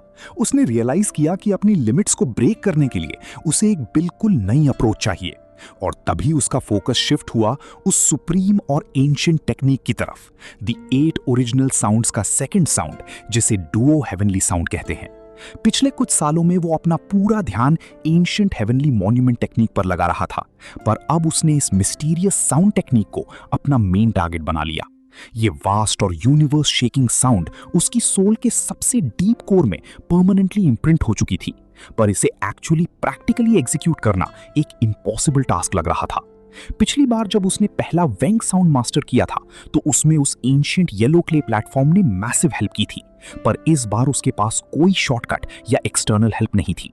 इसे मास्टर करने का मतलब था जीरो से शुरू करके यूनिवर्स के एक नए लॉ को डिसाइफर करना। जैसे ही चौथा साल शुरू हुआ, शाओ चैन को डीपली रियलाइज हो गया कि बस एक जगह पर पत्थर की तरह बैठे रहने से उसकी पावर में 1% का भी इजाफा नहीं होने वाला है। उसे उस कंफर्टेबल डिवाइन विलेज के सेफ जोन से बाहर निकलना ही होगा। 9 प्रोविंसेस वापस जाना अभी भी एक सुइसाइडल ऑप्शन था, इसीलिए उसने एक बहुत ही बोल्ड और डेंजरस रास्ता चुना। उसने डिसाइड किया कि वो इस वर्ल्ड ऑफ डेथ के सबसे गहरे, सबसे टेरिफाइंग और अनएक्सप्लोर्ड डेप्थ्स में एंटर करेगा। वो जानता था कि वहां के सॉवरेन किंग्स और उनके पावरफुल मिनियंस का इलाका मौत से भरा है। पिछली बार उसने एक 5 कलर्ड हेवनली किंग को मारकर उनकी दुश्मनी मोल ली थी, पर अपनी पावर को नेक्स्ट लेवल पर ले जाने के लिए और उस डुओ साउंड का ट्रू पोटेंशियल अनलॉक करने के लिए इस लाइफ एंड डेथ स्ट्रगल वाले एडवेंचर पर जाना अब एक एब्सोल्यूट नेसेसिटी बन चुका था। तो अगले ही दिन उसने उस शरारती और फ्लफी लिटिल बीस्ट केके को अपने साथ लिया और डिवाइन विलेज से आगे उस अननोन अंधेरे की तरफ अपने कदम बढ़ा दिए। इस बार उसने आसमान में उड़ने के बजाय जमीन पर चलकर ट्रैवल करना प्रेफर किया, ताकि वो इस ईरी डायमेंशन को बेटर समझ सके। जैसे जैसे वो हजारों मील अंदर की तरफ बढ़ता गया, वहां का नजारा उतना ही मिस्टीरियस और माइंड बॉगलिंग होता गया। उस एंडलेस और बैरन मौत के मैदान में उसे सिर्फ हड्डियां नहीं, बल्कि ऐसी ऐसी चीजें दिखीं जो इस डेथ वर्ल्ड से बिलोंग ही नहीं करनी चाहिए थीं। उसे वहां पर कंप्लीटली शैटर्ड पर किसी एंशिएंट ईरा के बहुत ही ग्रैंड और मजेस्टिक पैलेसेस के रूइंस मिले। वहां पर एक ऐसी ग्रेट वॉल के अवशेष थे जो लगभग सड़ चुकी थी। ये सारे रूइंस चीख चीख कर गवाह दे रहे थे कि इस वर्ल्ड ऑफ डेथ के पीछे का पास्ट और इसके सीक्रेट्स उतने सिंपल नहीं है जितना बाहर से लगता है। इन डीप राजों को देखकर शाओ चैन का दिमाग और भी ज्यादा सवालों से भरने लगा। 10,000 ली का लंबा और एग्जॉस्टिंग सफर तय करने के बाद शाओ चैन फाइनली एक ऐसी टेरिटरी के बॉर्डर पर पहुंचा जो मौत के किंग्स का एक्चुअल स्ट्रॉन्ग होल्ड था। एक फायर सीड क्रीचर से उसे पता चला कि ये पूरा इलाका एक्चुअली एक सुप्रीम एंटिटी सॉवरेन किंग यी तिएनजोंग द्वारा रूल किया जाता था। ये नाम सुनते ही शाओ चैन थोड़ा चौंक गया, क्योंकि जिस 5 कलर्ड स्केलेटन को उसने पहले मारा था वो एक्चुअली इसी यी तिएनजोंग का खास सबऑर्डिनेट था। इस नए डेंजर जोन की पावर स्ट्रक्चर किसी ऑर्डिनरी किंगडम से कहीं ज्यादा ब्रूटल थी। हर 1000 ली के डिस्टेंस पर एक मैसिव टेरिफाइंग डार्क सिटी बनी हुई थी, और हर एक सिटी को रूल करने वाला सिटी लॉर्ड कोई आम स्केलेटन नहीं, बल्कि एक एब्सोल्यूट पैरागॉन रेल्म का हेवनली किंग था। अब शाओ चैन को क्रिस्टल क्लियर हो गया था कि बाहर के आउटर रीजन वाले कल्टीवेटर्स इन डीप रीजन्स में घुसने से इतना क्यों डरते थे, क्योंकि यहाँ के गार्ड्स का लेवल ही कल्टीवेटर्स की औकात से बाहर था। इन सुप्रीम बीइंग्स का डायरेक्टली सामना करने से बचने के लिए शाओ चैन ने एक बहुत ही स्मार्ट और स्टेल्थी अप्रोच अपनाई। उसने किसी भी सिटी के अंदर कदम रखने के बजाय उनके बॉर्डर्स के बाहर से ही लॉन्ग डिटूर्स लेना शुरू किया। भले ही वो बाईपास कर रहा था, पर उन सिटी लॉर्ड्स के powerful radar like divine senses लगातार उसके आसपास स्कैन कर रहे थे, जो ये प्रूफ था कि उनकी पावर शाओ चैन से किसी भी हालत में कम नहीं थी। पर इन टेंशन वाले मोमेंट्स के बीच शाओ चैन के दिमाग में बार बार उस एक पर्टिकुलर फिगर की यादें घूम रही थी। उसके ख्यालात उस मिस्टीरियस अवेकेंड क्वीन पर फोकस हो गए, जिसके बारे में उसे स्ट्रॉन्ग सस्पिशन था कि वो उसकी पास्ट लव चिंग हो सकती है। उसे याद था कि कैसे उस फीमेल सॉवरेन किंग की क्लियर और हेवनली वॉइस आउटर रीजन्स तक इतनी परफेक्ट क्लैरिटी के साथ आई थी जैसे वो बस कुछ ही मील दूर खड़ी हो। इस एक पावरफुल क्लू ने शाओ चैन के अंदर उस क्वीन को ढूंढने की एक इंटेंस आग जगा दी थी। थोड़ी और इन्वेस्टिगेशन करने पर एक येलो डायमंड स्केलेटन ने उसे टिप दी कि यहाँ के आसपास किसी दूसरे सॉवरेन किंग की टेरिटरी शुरू होती है, जहाँ एक devastatingly beautiful young female sovereign king रहती है। बिना एक पल सोचे शाओ चैन ने अपना पूरा राउट चेंज कर दिया और उस नए रीजन की तरफ तेजी से आगे बढ़ने लगा। पर जैसे ही वो एक नई ह्यूज सिटी से लगभग 3000 ली की दूरी पर पहुंचा, उसकी लक ने उसका साथ छोड़ दिया। अचानक से उस ह्यूज सिटी की तरफ से 3 बेहद टेरिफाइंग और heavily armoured heavenly king skeletons हवा को चीरते हुए आए और उन्होंने एक सॉलिड बैरियर बनाकर शाओ चैन का रास्ता ब्लॉक कर दिया। उनमें से एक, जो एक extremely rare multi coloured skeleton था, उसने अपनी डेंस डिवाइन सेंस से शाओ चैन को लॉक करते हुए बड़ी ठंडी आवाज में पूछा, क्या तुम उस यंग फीमेल सॉवरेन किंग पर रिलाई करने वहां जा रहे हो? ये डायरेक्ट कन्फ्रंटेशन क्लियर इशारा था कि उस येलो स्केलेटन ने उसे एक्सपोज कर दिया था और अब उस सॉवरेन किंग यी तियानजोंग के इलाके में फैक्शन वॉर्स शुरू हो चुके थे, जहां न्यूट्रलिटी का कोई ऑप्शन नहीं बचा था। शाओ चेन किसी भी फैक्शन की वॉर में इन्वॉल्व नहीं होना चाहता था, पर उसने बहुत ही कॉन्फिडेंटली उन्हें रिप्लाई किया कि मैं किसी पर रिलाई नहीं कर रहा, मैं तो बस यहां ट्रैवल कर रहा हूं। पर उसकी इस बात का कोई असर नहीं हुआ। उन किंग्स ने उसे गद्दार घोषित करते हुए चारों तरफ से घेर लिया। और तभी सीन में एक ऐसा मैसिव ट्विस्ट आता है जिसकी उम्मीद किसी ने नहीं की थी। बिना किसी फिजिकल अटैक के उस मल्टी कलर्ड हेवनली किंग ने अचानक आसमान हिला देने वाली आवाज में चिल्लाया, दुओ! जैसे ही यह शब्द गूंजा, एक इनविजिबल टेरिफाइंग सोल अटैक सीधा शाओ चेन के माइंड पर आकर क्रैश हुआ। यह अटैक इतना सडन और फेटल था कि शाओ चेन को इंस्टेंटली अपनी 8-फोल्ड एक्सट्रीम स्पीड यूज करके पीछे डैश करना पड़ा, वरना उसकी सोल वहीं शैटर हो जाती। पर जैसे ही उसने इस अटैक के नेचर को एनालाइज किया, उसके एक्सट्रीम शॉक का एक्सप्रेशन एक बड़ी और थ्रिलिंग स्माइल में बदल गया, क्योंकि ये सोल रिफाइनिंग अटैक बिल्कुल उसके 8 ओरिजिनल साउंड्स के सेकंड साउंड, दुओ हेवनली साउंड की तरह था। शाओ चेन की रगों में अचानक बिजली दौड़ गई, क्योंकि जिस टेक्निक को वो सालों से समझ नहीं पा रहा था, आज उस टेक्निक को प्रैक्टिकली परफॉर्म करने वाला उसके ठीक सामने खड़ा था। अब यहां से इनके बीच की होने वाली ये एपिक और सोल शैटरिंग फाइट हम देखेंगे आने वाले एपिसोड में। तो पिछले एपिसोड की कंटिन्यूएशन में हम देखते हैं कि डेथ कॉन्टिनेंट के उस डार्क और मौत से भरे मैदान में शाओ चेन पूरी तरह से घिर चुका था। उसके ठीक सामने वो terrifying 5 coloured heavenly king skeleton खड़ा था, जिसकी स्पीड विंड और लाइटनिंग की तरह इंसेनली फास्ट थी। उसने अपनी जगह पर एक आफ्टर इमेज छोड़ी और अगले ही सेकंड शाओ चेन के सामने आ गया। पर जो चीज सबसे ज्यादा शॉकिंग थी वो ये थी कि उस फायर सीड क्रीचर ने अपने हाथों से एक प्रोफाउंडली कॉम्प्लिकेटेड हैंड सील बनाई।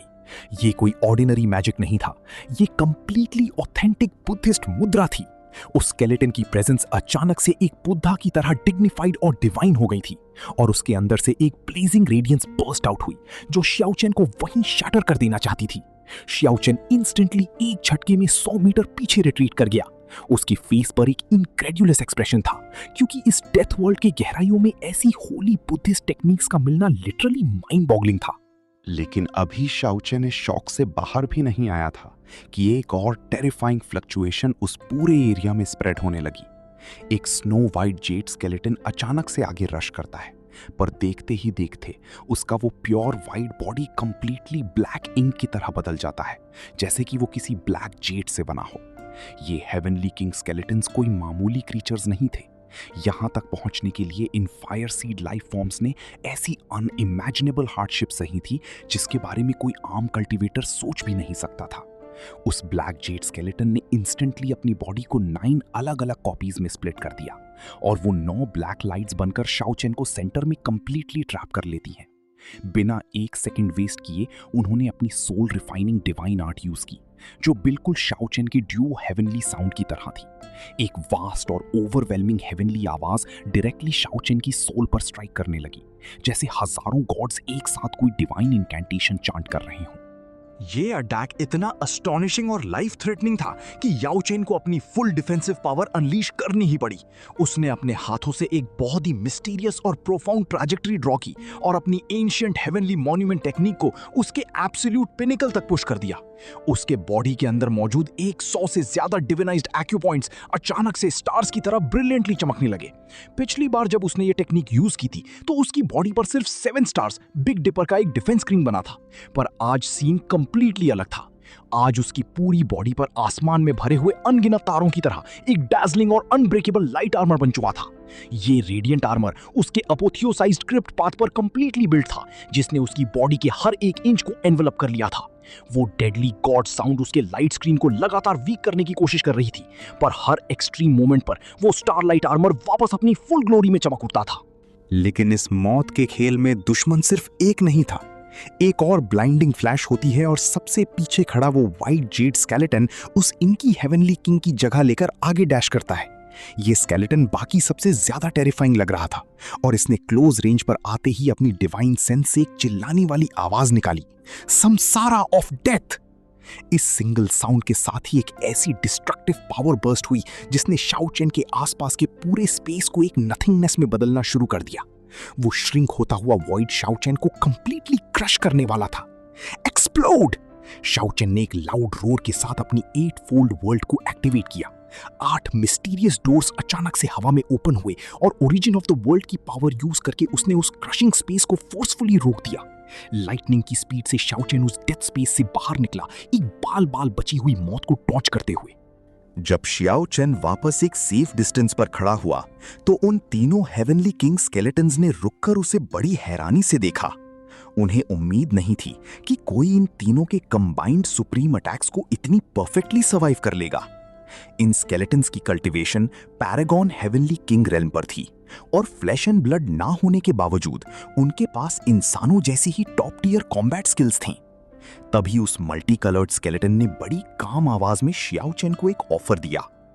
तुम्हारी ऐसी इनसेन स्ट्रेंथ के साथ तुम किंग यी तियानजोंग के लिए काम क्यों नहीं करते? शियाओ चेन की आंखों में एक कोल्ड और कैलकुलेटेड लुक था और उसने बिना किसी हेजिटेशन की डायरेक्टली जवाब दिया, मैं ऑलरेडी बता चुका हूं, मैं किसी फोर्स से बिलोंग नहीं करता, मैं बस इस दुनिया में ट्रैवल कर रहा हूं। उस ब्लैक जेड स्केलेटन ने एक आखिरी बार पूछा कि क्या उसे अपने डिसीजन पर वापस सोचना है, पर शियाओ चेन का जवाब बिल्कुल क्लियर और स्ट्रेट फॉरवर्ड था कि उसके पास कंसिडर करने के लिए कुछ भी नहीं है। शाओ चेन का ये फाइनल रिफ्यूजल सुनते ही उन तीनों हेवनली किंग्स की आंखों में आग जल उठी। उन्होंने फैसला कर लिया था कि अगर ये उनके साथ नहीं है तो इसका फायर सीड हमेशा के लिए बुझा दिया जाएगा। तीनों सिलुएट्स एक साथ लाइटनिंग बोल्ट्स की तरह आगे बढ़ी और इस बार उनके अटैक्स में कोई मर्सी नहीं थी। उनकी मूवमेंट से ऐसी एस्ट्रल विंड्स जनरेट हुई जिसने आसपास की जमीन को एक डीप डेजर्ट में बदल दिया। मल्टी कलर्ड स्केलेटन एक जायंट बुद्धा की तरह सॉलम लग रहा था और उसने actually immovable wisdom king seal बनाया। एक पहाड़ जितना ह्यूज विजडम किंग का फैंटम उसके पीछे अपीयर हुआ, जिसने गुस्से से घूरते हुए अपना डीमन वैंक्विशिंग हैंड जमीन पर दे मारा। बूम! आसमान फट गया और जमीन बुरी तरह से क्रैक हो गई। डेथ प्लेन के ऊपर पूरे 20 किलोमीटर लंबा एक deep rift valley instantly form हो गया। वो ह्यूज हैंड सीधा शाओ चेन को कुचल देने के लिए आगे बढ़ रहा था। वहीं ब्लैक जेड स्केलेटन शैडोज से निकलकर अपनी 9 बॉडीज के साथ लगातार शाओ चेन के वाइटल पॉइंट्स पर स्नीक अटैक्स कर रहा था। पर इन सब में सबसे ज्यादा एब्सोल्यूट हॉरर वो थर्ड विड स्केलेटन था। उसके पास इतनी डार्क और मिस्टीरियस एबिलिटीज थी कि देखते ही देखते उसने अपना फॉर्म चेंज किया और एक रियल ग्रिम रीपर, मौत का फरिश्ता में ट्रांसफॉर्म हो गया। उसके स्केलेटन फ्रेम पर अचानक से इल्यूजनरी फ्लैश और ब्लड आने लगा, जिसे देखकर समझ नहीं आ रहा था कि ये रियल है या फेक। पर उसके हाथ में पकड़ी हुई वो स्नो वाइट मौत की साइथ दरांती डेफिनेटली फेक नहीं थी। उस वेपन ने वॉइड को किसी कपड़े की तरह फाड़ दिया और उसके स्विंग करते ही हजारों इविल स्पिरिट्स की रोने और चीखने की आवाजें उस पूरे डेथ प्लेन में गूंजने लगी। इस ओवरवेलमिंग गॉड लेवल थ्रेट के सामने हेड ऑन फाइट करना सुसाइड के बराबर था। शाओ चेन ने बिना वक्त गवाए अपनी 8 फोल्ड वर्ल्ड स्पीड यूज की और उन्हें डॉज करना शुरू किया। वो डरकर भाग नहीं रहा था, एक्चुअली वो इन एक्सट्रीमली डेंजरस सिचुएशंस में अपनी जान रिस्क पर डालकर उनके उस डुओ हेवनली साउंड की ट्रू प्रोफाउंडनेस को वेरीफाई और स्टडी करना चाहता था। पूरे आधे दिन तक उनके साथ intense cat and mouse fight करने और 2 घंटे लगातार भागने के बाद शियाओ चेन फाइनली उन तीनों मॉन्स्टर्स को पीछे छोड़ने में कामयाब हो गया। वो एक बहुत ही शांत और डार्क वैली के अंदर पहुंचा, जहां उसने क्रॉस लेग्ड पोजीशन ली और अपनी आंखें बंद करके उस डुओ हेवनली मेलोडी के बारे में डीपली सोचना शुरू कर दिया। इसमें कोई शक नहीं था कि डेथ वर्ल्ड का ये सोल रिफाइनिंग मेथड उसके हेवनली साउंड से बहुत परफेक्टली मैच करता था और इसने उसे एक बहुत बड़ा इंस्पिरेशन दिया था। शियाओ चेन एक पत्थर की मूर्ति की तरह वहां पूरे आधे साल, हाफ अ ईयर तक बिना हिले बैठा रहा। बेचारा छोटा फ्लफी बीस्ट केके बोर होकर फाइनली अपने लॉस्ट पैराडाइज के अंदर जाकर मस्त नींद में सो गया। और फिर एक दिन ठीक 6 महीने बाद शियाओ चेन ने अचानक अपनी आंखें खोली और एक पावरफुल सोल शैटरिंग आवाज में चिल्लाया, डुओ! इस एक शब्द के निकलते ही वैली के साउथ में खड़ा पूरा का पूरा स्टोन माउंटेन एक झटके में टुकड़ों में बिखरकर राख बन गया। मैंने फाइनली इसका रास्ता ढूंढ लिया है, शाओ चेन खुद से कहता है। भले ही उसने इस टेक्निक को अभी पूरी तरह मास्टर नहीं किया था, पर उसे इसे कल्टीवेट करने का फॉर्मूला मिल चुका था। केके उस मैसिव ब्लास्ट से जाग गया था और खुशी से एक बड़ा सा डिवाइन फ्रूट लेकर शाओ चेन को देने आया। उस स्वीट और फ्रेग्रेंट फ्रूट को खाते ही शाओ चेन की एनर्जी वापस पीक पर आ गई। कुछ ही दिनों बाद शाओ चेन एक बार फिर 2500 किलोमीटर दूर उस ह्यूज सिटी के ठीक सामने जा खड़ा हुआ। उसने कोई बातचीत नहीं की, बस अपना ओवरपावरिंग स्पिरिचुअल सेंस उस सिटी पर ड्रॉप किया, जिसे फील करते ही वो 5 कलर्ड हेवनली किंग इंस्टेंटली हवा में उड़कर बाहर आया। तुम फिर आ गए, उसने गुस्से में चिल्लाया। पर शाओ चेन यहां बातें करने नहीं बल्कि प्रैक्टिस करने आया था। उसने सीधा हैंड ऑफ हेवन और ड्रैगन काउंटर स्टेप से उस पर ब्रूट फोर्स अटैक लॉन्च कर दिया। 4 घंटे तक इंटेंस बैटल हुई और जब बाकी दोनों किंग्स वहां आए तो शाओ चेन फिर से उन्हें चकमा देकर वहां से फरार हो गया। शाओ चेन की ये crazy hit and run strategy पूरे 3 साल तक लगातार चलती रही। इन 3 सालों में उन हेवनली किंग्स ने कई बार ट्रैप सेट किए और दूसरे किंग्स को बुलाकर शाओ चेन को सराउंड करने की कोशिश की, पर शाओ चेन अपनी अल्टीमेट स्पीड से हमेशा उन्हें डॉज कर लेता था और इस प्रोसेस में उसने उनकी सोल रिफाइनिंग आर्ट को परफेक्ट लेवल पर समझ लिया था। इन 3 सालों के हार्डकोर स्ट्रगल के बाद शाओ चेन ने फाइनली डुओ हेवनली साउंड की आधी प्रोफाउंड मीनिंग को डीपली ग्रास्प कर लिया था। उसे एक माइंड ब्लोइंग रियलाइजेशन हुई कि ये डुओ साउंड एक्चुअली यिन और यांग को रिप्रेजेंट करती है। ये लाइट और डार्कनेस, रियलिटी और एम्प्टीनेस का अल्टीमेट मिक्स थी। यिन और यांग का ये ऑल्टरनेशन किसी भी चीज को इंस्टेंटली एनहांस या कंप्लीटली डिस्ट्रॉय कर सकता था, और जब इस डुओ साउंड को उसके पहले से मास्टर्ड हम साउंड के साथ जोड़ा गया जो लाइफ और डेथ को रिप्रेजेंट करती थी, तो उसकी पावर इतनी टायरैनिकल और इंसेन लेवल पर पहुंच गई जिसका कोई अंदाजा नहीं लगा सकता। ये एक अनइमेजिनेबल गॉड रोल पावर थी। अब प्रैक्टिस का टाइम ओवर हो चुका था और हंट का वक्त शुरू। अगले आधे साल तक याओ चेन ने अपनी डिफेंसिव स्ट्रैटेजी को कंप्लीटली डिस्कार्ड कर दिया और फुल ऑफेंसिव मोड में आ गया। एक एक करके उसने उस 5 coloured heavenly king, black Z heavenly king और व्हाइट बोन हेवनली किंग को परमानेंटली मौत के घाट उतार दिया। उनके फायर सीड्स को बुझाकर याओ चेन ने अपना रास्ता सीधा उस यंग गर्ल सॉवरेन की टेरिटरी की तरफ मोड़ दिया। रास्ते में चलते हुए उसने 4 और हेवनली किंग स्केलेटन्स को ढूंढकर किल किया और total 7 top tier heavenly king fire seeds को हार्वेस्ट किया। लेकिन यहां पर एक ऐसी रियलाइजेशन हुई जिसने याओ चेन को थोड़ा फ्रस्ट्रेट किया। जब उसने in God level fire seeds को एब्जॉर्ब किया तो उसकी कल्टीवेशन में 1% का भी इंक्रीमेंट नहीं हुआ। ये एक कंप्लीटली अनएक्सपेक्टेड रिजल्ट था। अब जाकर शाओ चेन को रियलिटी हिट हुई कि इस डेथ वर्ल्ड में सॉवरेन किंग्स इतने लिमिटेड क्यों थे और हेवनली किंग रेल्म को ब्रेक करना एक्चुअली इतना इम्पॉसिबल क्यों था। पैरागॉन रेल्म पर पहुंचने के बाद किसी भी एक्सटर्नल फोर्स या फायर सीड्स को डिवावर करना कंप्लीटली बेकार हो चुका था। अब से उसकी कल्टीवेशन सिर्फ और सिर्फ उसकी अपनी पर्सनल अक्यूमुलेशन, डीप इनलाइटनमेंट और सोल ब्रेक थ्रू पर डिपेंड करती थी। ये कोई शॉर्टकट का गेम नहीं था। इस ब्रूटल ट्रूथ को एक्सेप्ट करते हुए 5वें साल 5th ईयर में वो कंप्लीटली उस यंग गर्ल सॉवरेन किंग की डोमिनेटेड टेरिटरी में एंटर हो गया। वो लगभग 1 लाख मील 100,000 माइल्स अंदर तक ट्रैवल करता गया, जो क्लियरली दिखाता था कि एक ट्रू सॉवरेन किंग की टेरिटरी का वास्टनेस कितना इंसेन लेवल का होता है। और फाइनली उसके सामने एक ऐसी चीज अपीयर हुई जिसने उसके स्टेप्स रोक दिए। दूर हराइजन पर एक इनक्रेडिबली मैसिव और टॉल सिटी वॉल खड़ी थी जो किसी अनब्रोकन माउंटेन रिज की तरह लग रही थी। ये wall completely dark red boulder से बनी हुई थी और देखने में ये किसी सिटी की जगह एक मजेस्टिक स्लीपिंग जायंट गॉड जैसी फील दे रही थी। इस सिटी के अंदर से एक ऐसी बिजार और टेरिफाइंग पावर लीक हो रही थी जो किसी भी नॉर्मल हेवनली किंग एक्सपर्ट के सोल को क्रश करने के लिए काफी थी।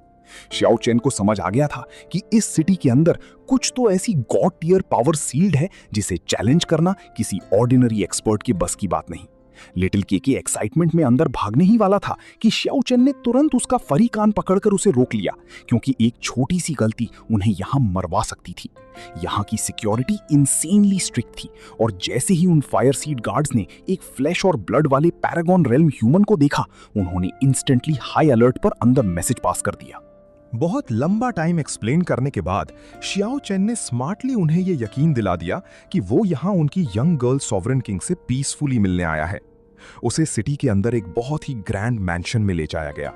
वहां उसका स्वागत एक ऐसे ओल्ड स्केलेटन ने किया जिसे देखते ही शाओ चेन की रूह कांप उठी। वो एक रेनबो कलर्ड ओल्ड स्केलेटन था जो देखने में भले ही बहुत क्लमजी, क्रोकेड और वीक लग रहा था, जैसे अभी गिर जाएगा, पर उसका ट्रू ऑरा छुपाया नहीं जा सकता था। ये एक्चुअली एक अर्थ पेनिट्रेटिंग रेल्म का सुप्रीम एक्सपर्ट था। कल्टीवेशन के 5 ordinary realms Exuvia, Historia, Zephyr, nirvana, Immortalis के बाद जो 5 गॉड टियर रेल्म्स आते हैं, fish leap, paragon, earth penetrating, heaven reaching, ancestor god, उनमें से पैरागॉन ही एक इनपेनिट्रेटेबल मोट माना जाता है जहां लेजेंड्स फंस रह जाते हैं। उस पैरागॉन बैरियर के पार एक अर्थ पेनिट्रेटिंग रेल्म एक्सपर्ट को देखना जो हाफ एंसेस्टर से भी ज्यादा रेयर होते हैं, ये लिटरली एक हार्ट स्टॉपिंग मोमेंट था। ये स्केलेटन एक डिवाइन डीटी जैसा ग्लो कर रहा था और इसके पास थोड़ी सी भी ग्लूमी डेथ ऑरा नहीं थी। उस रेनबो कलर्ड स्केलेटन एम्परर की आंखें ऐसी डीप थीं जैसे वो यूनिवर्स के हर एक राज को जानती हों। उसने काम आवाज में पूछा, तुम हमारे सॉवरेन किंग से मिलना चाहते हो? क्या काम है? शाओ चेन के दिमाग में तुरंत कोई सॉलिड बहाना नहीं आया, तो उसने डीपली सोचे बिना एक क्रूशियल सवाल पूछ लिया, क्या आप मुझे his majesty the sovereign king का टाइटल बता सकते हैं? ओल्ड स्केलेटन ने पीसफुली जवाब दिया कि उसकी मास्टर सिर्फ कुछ डेकेड्स पहले ही अवेकन हुई है और उन्होंने खुद को कोई टाइटल नहीं दिया है। ये सुनकर शाओ चेन डीपली डिसअपॉइंट हुआ, पर उसने डेस्परेशन में आखिरी कंफर्मेशन ली। तो क्या यहाँ किंग वांग वांग, यानलो वांग और लुनहुई वांग नाम के सॉवरेन किंग्स एग्जिस्ट करते हैं? ओल्ड स्केलेटन ने डायरेक्टली नहीं कहा, लेकिन अगले ही सेकंड उस ओल्ड स्केलेटन के शब्दों ने एक ऐसा मॉन्स्ट्रस प्लॉट ट्विस्ट गिरा दिया जिसने शाओ चेन का दिमाग सुन कर दिया। उसने स्लोली कहा, यहां कोई 3 किंग्स नहीं है, पर हां, किंग वांग वांग, यानलो वांग और लुनहुई वांग जरूर हैं। वो इस दुनिया के 3 वॉर एम्परर्स हैं। ये सुप्रीम बीइंग्स एग्जैक्टली किस लेवल की पावर रखते हैं और शाओ चेन का यहां आगे क्या अंजाम होगा, ये हम एक्सप्लोर करेंगे नेक्स्ट एपिसोड में।